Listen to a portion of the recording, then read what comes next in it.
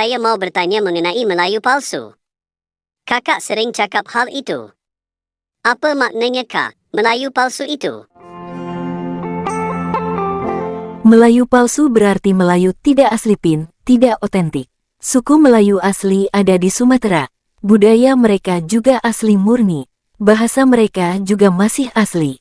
Bahasa Melayu yang asli ada di Sumatera. Bahasa Melayu di Malaysia sudah tidak asli karena banyak sekali serapan dari bahasa Inggris. Jadi sebaiknya jangan pakai nama bahasa Melayu, pakai saja bahasa Malaysia karena sudah tidak asli. Sekali lagi, lebih baik pakai saja nama bahasa Malaysia, karena bahasa Melayu Malaysia tidak murni lagi. Mana ada bahasa Melayu seperti kata-kata ini: convention, televisien, kos, station, budget, polis, motorsikal. Itu bukan kosakata Melayu. Jadi yang ada di Semenanjung adalah Melayu palsu. Bahasanya palsu, kaumnya juga palsu. Semua orang disebut Melayu asalkan beragama Islam. Itu kan palsu, tidak asli, tidak murni. Mahathir Mohamad yang jelas berdarah India, tetap saja dianggap Melayu. Aneh kan, si Awang yang jelas Jawa Totok pun disebut Melayu. Ia bahkan sok paling Melayu. Bagi orang Indonesia, hal itu amat lucu dan menggelikan. Lihat saja, gaya dan wajahnya saja tidak mirip Melayu. Tapi merasa paling Melayu. Semakin memuakkan jika pengertian Melayu palsu dan sesat itu mau disebarkan ke Indonesia lewat propaganda. Terkadang saya juga memikirkan hal macam itu. Tapi kata cikgu, semua itu sudah diatur dalam perlembagaan. Pengertian konsep Melayu memang macam itu, Kak, kalau di Malaysia. Ya terserah Pin, konsep negara kamu memang penuh kepalsuan. Merdeka pun karena pemberian British. Tak ada perjuangan sama sekali. Lucunya, kamu dan teman-temanmu bangga dengan kemerdekaan semu seperti itu. Katanya, tak perlu mengorbankan jiwa raga. Itu jelas pemikiran yang picik. Kamu tidak tahu makna kata merdeka. Merdeka karena diberi, karena hadiah, itu bukanlah merdeka sesungguhnya. Karena kamu berhutang budi pada yang memberikan kemerdekaan. Bicara mengenai kepalsuan tadi, banyak sekali Pin. Lagu kebangsaan Malaysia, Negaraku, itu juga bukan karya orang Malaysia. Melodinya berasal dari lagu La Rosalie karya orang Perancis.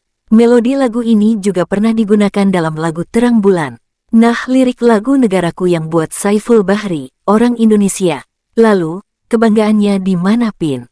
Bandingkan dengan lagu Indonesia Raya, yang membuat orang Indonesia sendiri. Bahkan, penciptanya dijadikan pahlawan.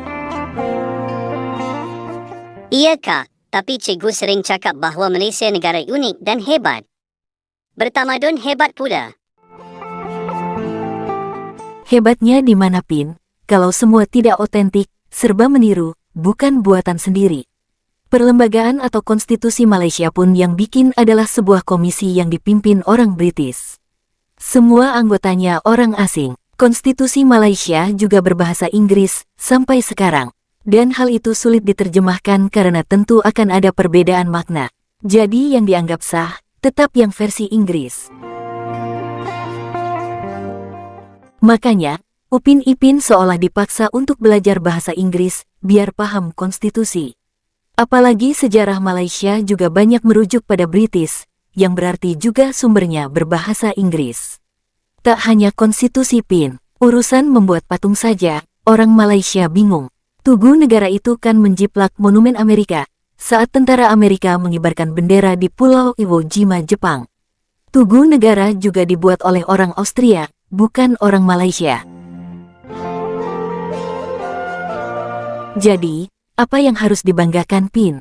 Itu bukan karya anak bangsa. Apalagi Tugu negara itu untuk memperingati Perang Dunia I, Perang Dunia Kedua dan masa darurat Tanah Melayu. Itu semua pertempuran tentara British, bukan kepahlawanan Melayu.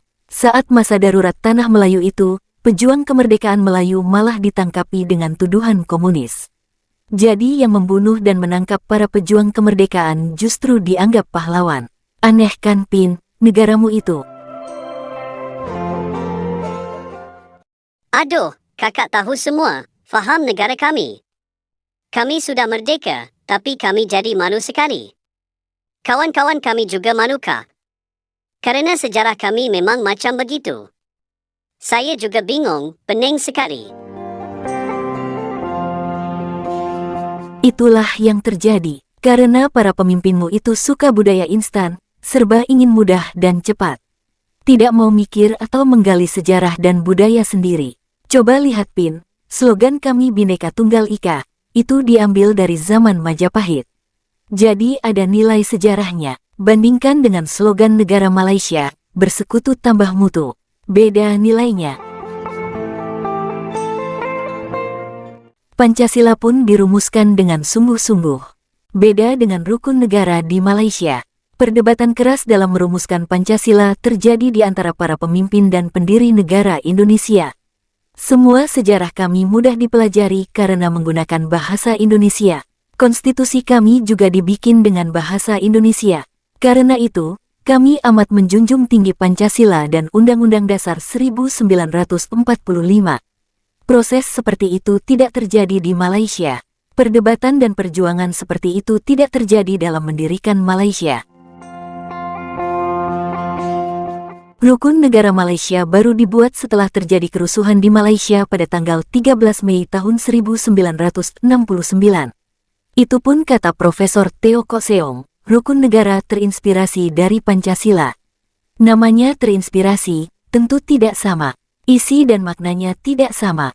Yang jelas, rukun negara juga tak semagis dan sesakral Pancasila.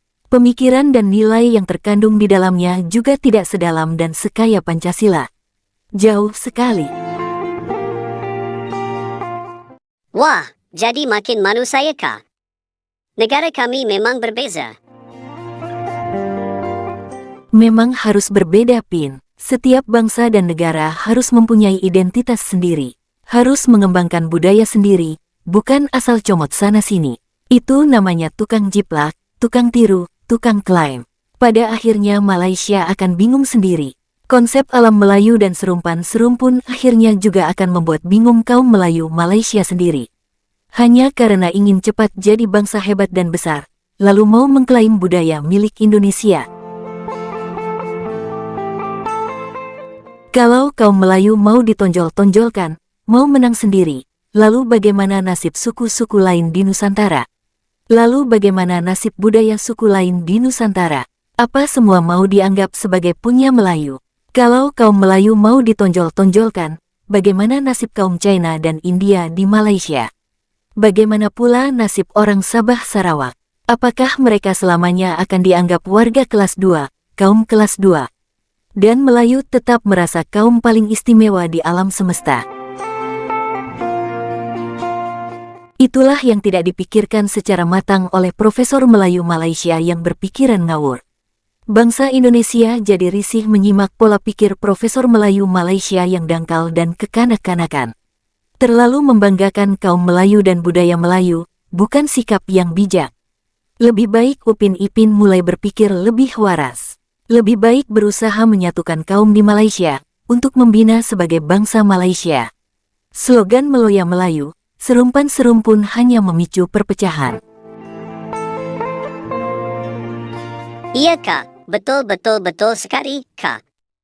Tapi saya belum sanggup memikirkannya. Biar cikgu nanti yang memikirkan. Terima kasih, Kak, telah berbual.